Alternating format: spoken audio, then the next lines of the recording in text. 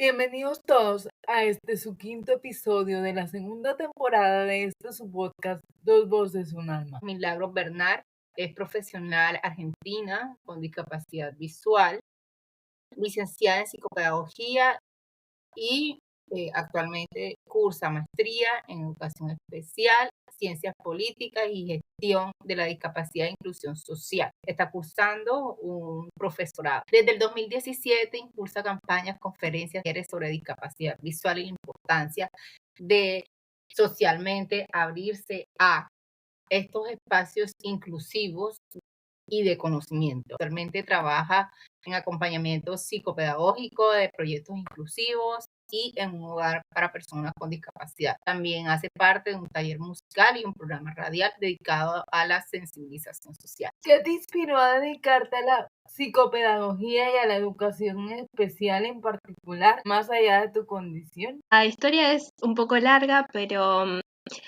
yo pierdo la visión en la adolescencia y fue un duelo muy grande porque tenía 14 años, era muy chica y era un cambio sumamente grande y siempre había visto la discapacidad como algo extraño, algo ajeno y tenía cierta como negación a identificarme como una persona con discapacidad. Y es en esa situación de estar negada, de decir, no, yo no soy esto, porque a mí, súper enojada con la vida, con el mundo, que llego a la escuela de ciegos, a la escuela de educación integral. Y cuando llegué, una de las primeras cosas que me dijeron es que nosotros estamos acá para lo que necesites. Y en la primera clase que tengo dentro de la escuela integral, mi profe, que era una genia, me dice, a mí, yo hay un montón de cosas que voy a enseñarte y hay un montón de cosas que a mí me pueden interesar enseñarte, pero si vos no estás dispuesta a aprenderlas, esto no va a funcionar. Por eso te quiero preguntar, ¿qué es lo que vos necesitas? ¿Qué es lo que vos querés aprender? Y eso me cambió la mirada que yo tenía hacia quién era, a lo que podía hacer y me hizo replantearme lo que deseaba para mí, lo que deseaba para mi vida. En parte por eso elegí la psicopedagogía, elegí dedicarme a todo lo que es la discapacidad para poder preguntarle el día de mañana a un otro que seguramente estaba tan perdido y tan desorientado como yo, ¿qué es lo que vos necesitas? ¿Qué es lo que vos necesitas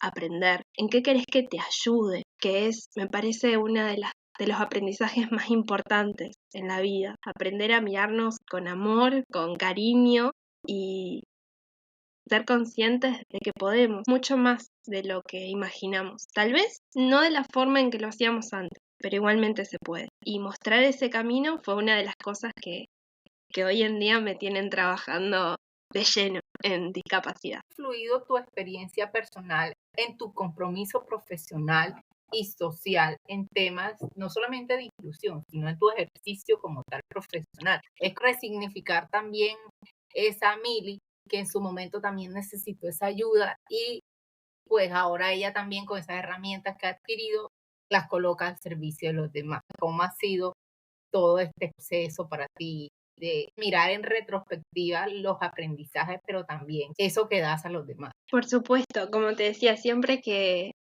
voy a trabajar tengo en mente esa imagen de mi yo pequeña, mi yo adolescente, con miedo, con inseguridad, llena de dudas, pensando que su vida se acabó por haber perdido la visión. Y mi primera profe de la escuela integral diciéndome, yo estoy acá para ayudarte, yo te voy a mostrar las formas en que vos podés hacer esto que querés hacer, cosas pequeñas, desde preparar un mate hasta plancharme el pelo, pintarme las uñas, cosas simples, pero que me permitían recuperar quién era yo en ese momento. Entonces, cuando voy a trabajar tengo eso en mente. Quizás yo pienso un montón de estrategias, un montón de actividades, una planificación inmensa, pero lo que verdaderamente importa es lo que el otro que tengo adelante, qué es lo que quiere hacer, qué es lo que sueña, qué es lo que desea, y poder concentrarme en esos sueños, en esos deseos, en estas expectativas, aquello que quiera alcanzar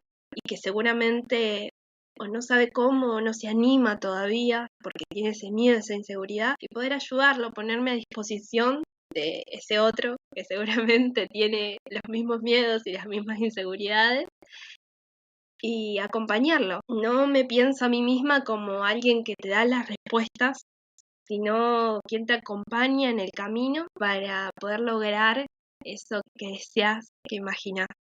Entonces diría eso, que una de las principales aprendizajes, estrategias, podemos decir de alguna manera, que me dio mi experiencia por la discapacidad es aprender a escuchar lo que el otro necesita y poder convertirme de cierta forma en ese puente, en ese andamiaje entre lo que el otro sueña y cómo poder lograrlo. ¿Por qué dices que fue un duelo? Si sigue siendo un duelo el poder seguir transitando las etapas de la vida con una discapacidad, porque la discapacidad no nos las podemos quitar, efecto desde tu vivencia, pero también cómo ha marcado esta diferenciación tu ejercicio profesional que hoy haces y desarrollas. Me parece importante dejarle este mensaje a la audiencia porque si bien es cierto las barreras ya se han desmitificado con ciertos procesos a nivel social y estructural. Somos nosotros, la población en condición de discapacidad, la que debe hacer visible las cosas que no se dicen al respecto. Es una subjetividad diferente y lo que trato desde la clínica es romper con esta ideología de la normalidad, de que todos tenemos que vivir de la misma manera, de intentar normalizar. Si esto no te sale de esta manera, bueno, tenés que intentarlo hasta que te salga. Y no, la verdad es que no, es que hay muchas formas de habitar el mundo, hay muchas formas de vivir, sentir, pensar, y me parece válido darle lugar a esas diferentes formas que no son ni mejores ni peores, solo son distintas. Y me parece hermoso darle lugar a esa diversidad, a que surja, a que bueno, si esto no se puede hacer, se hará de otra manera.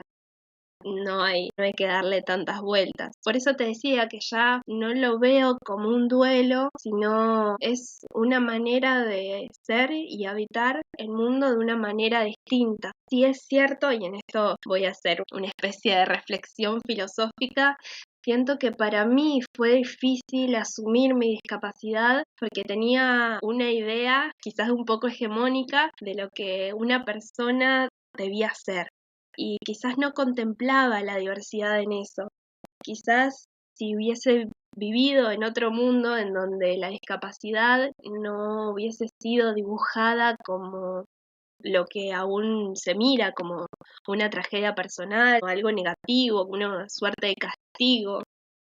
Tal vez si la discapacidad no se viera de esa manera, yo no hubiese tenido que transitar un duelo, porque en el mundo en el que vivimos están los estigmas, están los prejuicios y quizás el mayor desafío de vivir con discapacidad sea poder hacerle frente a estos estigmas, a estos prejuicios, a los estereotipos que hay acerca de las personas con discapacidad. Pero por eso hablo del duelo en pasado, porque siento que pude cambiar esa mirada, pude trazar una línea de fuga y escapar un poco de los prejuicios, de lo que una persona ciega o con baja visión debe ser, que usualmente se la dibuja como alguien tímido, torpe, incapaz. Y la verdad yo no me siento nada de eso, me siento una persona llena de vida, que intenta un montón de cosas y me parece que hablar del duelo en pasado significa aprender a vivir con eso que nos toca. ¿Cuáles crees que son los desafíos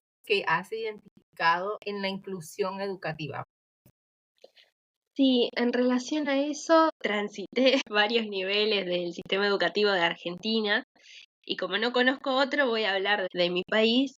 Y sí es cierto que una de las barreras más grandes, como decía antes, es la actitudinal. Aún hoy estamos luchando en las escuelas porque se les permita el ingreso a las personas con discapacidad. Algo tan básico como el derecho a la educación en Argentina sigue siendo una batalla hoy y lo fue también en el pasado. Es difícil porque aún se sigue viendo a la persona con discapacidad como aquella persona incapaz, imposibilitada de aprender, que no tiene un futuro posible, ideas que son erróneas, por supuesto, pero que limitan las oportunidades, limitan las posibilidades, y es a causa de estas barreras actitudinales que no se piensan espacios accesibles, porque se cree que las personas con discapacidad no van a llegar a la educación secundaria, no van a llegar a la universidad, no van a llegar ni siquiera al nivel primario. Es que no se piensan escuelas accesibles, es que no se construyen rampas, que no se piensa una planificación para que todos puedan aprender. Es a causa de eso. Y en Argentina se suele escuchar mucho que dicen, bueno, pero como no tenemos personas con discapacidad en el plantel de estudiantes, no hace falta que pensemos sobre el diseño universal, no hace falta que pensemos en detectar y derribar barreras. Y no, en realidad no hay más personas con discapacidad en las escuelas porque no están dadas las condiciones, porque si hubiese rampas, si hubiese condiciones de accesibilidad que garantizaran un acceso genuino a escuelas o las instituciones educativas en general, todo el sistema educativo, ya sea jardín, primario, secundario, el nivel universitario, estaría lleno de personas con discapacidad, pero a causa de estos estereotipos, estos prejuicios, estigmatizaciones, es que no se piensa la accesibilidad. Siento que lo que falta es un poco derribar las propias concepciones que tenemos sobre la discapacidad. Empezar a preguntarnos cómo vemos a ese otro, qué pensamos, y quizás no somos tan conscientes, pero esas barreras están y son difíciles de derribar, las barreras actitudinales, porque justamente son invisibles. Implica un ejercicio de autoconocimiento y autorreflexión muy profundo. ¿Cómo logras integrar la música, comunicación, danza incluso, porque sabemos que bailas, y todos estos procesos artísticos a tus proyectos de inclusión? A mí me gusta pensar las artes en general como un modo más de expresión, como una suerte de vehículo de creación. Y es que acontece que en la discapacidad muchas veces no tenemos la oportunidad de ser creadores. Muchas veces se decide sobre nuestros cuerpos, se decide sobre nuestros sueños, sobre nuestro futuro. Y muy pocas veces o casi nunca tenemos la oportunidad de decidir qué queremos, desde cosas simples como, no sé, qué ropa usar, hasta elegir lo que queremos para nuestra vida. Si bien a mí no me tocó transitar esa experiencia, sé que muchas personas con discapacidad ven limitada la capacidad que tienen para tomar las riendas de su propia vida, porque quizás no han tenido un entorno que fortalezca esta autonomía, pero en muchas ocasiones no tenemos la oportunidad de ser creadores. Y el arte lo que nos permite es explorar posibilidades en un espacio seguro. Es por eso que trabajo mucho sobre la música, sobre la danza, la creación artística como una manera de comenzar a ensayar pequeños pasos para finalmente pensarnos, a atrevernos a soñar más libres y más lejos. ¿Qué impacto ha tenido el micro que haces sobre inclusión, discapacidad, proyección social en tu comunidad en Argentina, en tu territorio? ¿Cómo ves que ha influido ese espacio en vos, hablado y dirigido por alguien que también tiene una discapacidad, que representa una población, pero que también brinda ese mensaje no solamente de aliento, sino de espacio que también reivindica, ¿cierto? Y resignifica el poder de sus voces en la sociedad? Sí, siento que el micro que tenemos sobre inclusión, en el que trabajo con Jorgelina Torres, mi compañera, que es una genia, que pensamos este espacio juntas y lo llevamos a cabo en su espacio que es Ideas Culturales. Siento que a mí, a nivel personal, me ha ayudado a comunicar mejor lo que quiero, lo que deseo de una manera más asertiva, pero también en la comunidad, ciudad, que es Crespo, en Entre Ríos, siento que ha ayudado a cambiar un poco esta mirada que se tiene sobre la persona con discapacidad. No digo cambiar completamente, pero sí ha ayudado a plantar una semilla, replantearse, el decir, mirá, esto que yo creía que las personas con discapacidad no podían tanto, capaz que lo tengo que cambiar, capaz no estoy tan acertado en esto que pienso. Y esa es la idea del espacio, el poder mover un poco la estantería, el poder romper un poco con las ideas que venían implantadas hace mucho tiempo, abrir ese espacio de la pregunta, que no haya tanta certeza, la posibilidad de preguntarse qué es lo que sabemos, qué es lo que pensamos, qué creemos acerca de la discapacidad y descubrir quizás un nuevo universo de posibilidades, no solo para las personas sin discapacidad, sino también para aquellos que tienen discapacidad y quizás toda su vida le dijeron que no podían. Y bueno, vas a escuchar una voz diferente que te dice, vos podés elegir, vos tenés posibilidades, vos podés, vos tenés derechos que te protegen, porque muchas personas con discapacidad no conocen sus derechos.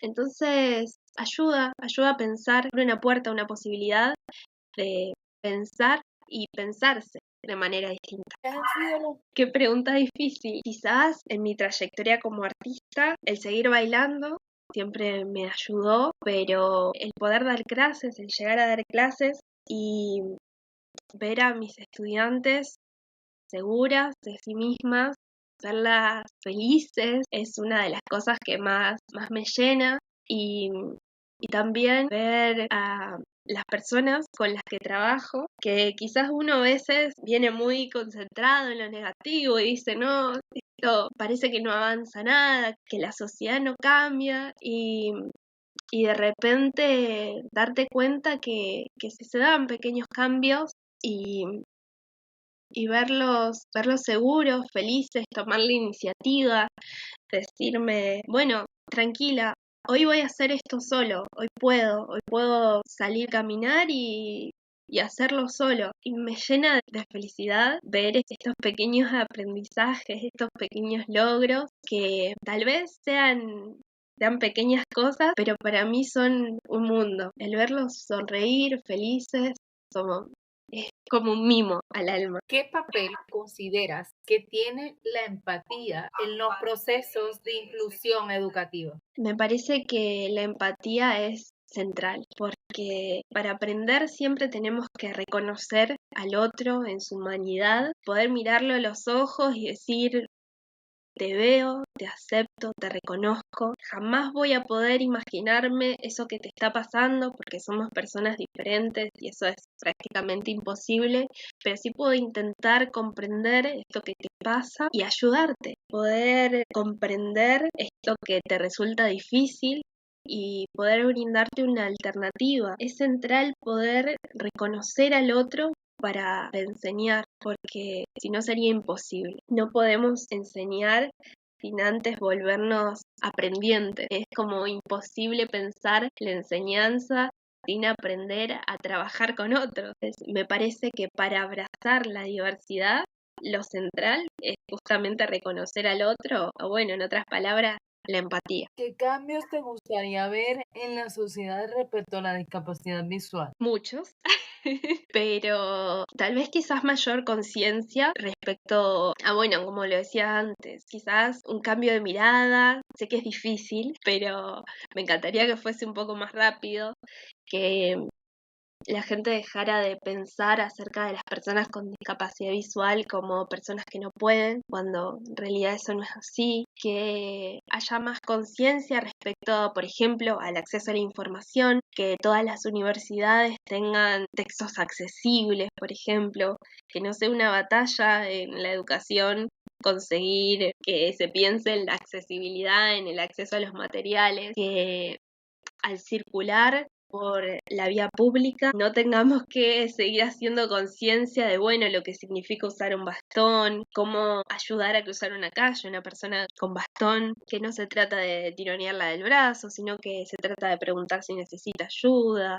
y demás. Me gustaría ver muchos cambios, pero sé que todo es un proceso, implica trabajo, pero creo que es eso, un cambio de mirada. ¿Qué mensajes te gustaría dejar en este espacio? Que a pesar de todo siempre hay un camino para lograrlo todo. Quizás no como lo pensábamos, quizás aquellos que deseamos, que soñamos, no se nos va a dar tal y como pensábamos, pero si tenemos la determinación suficiente y nos atrevemos a pedir ayuda, a seguir buscando, a seguir golpeando puertas, todo es posible. Es solo cuestión de animarse a seguir soñando, seguir pensándonos desde la posibilidad y que por tener una discapacidad la vida no acaba, sino que es el comienzo a habitar. Esto ha sido todo por hoy en Dos Voces Un Alma. Muchas gracias, Mili, por acompañarnos. Nos vemos en un próximo episodio.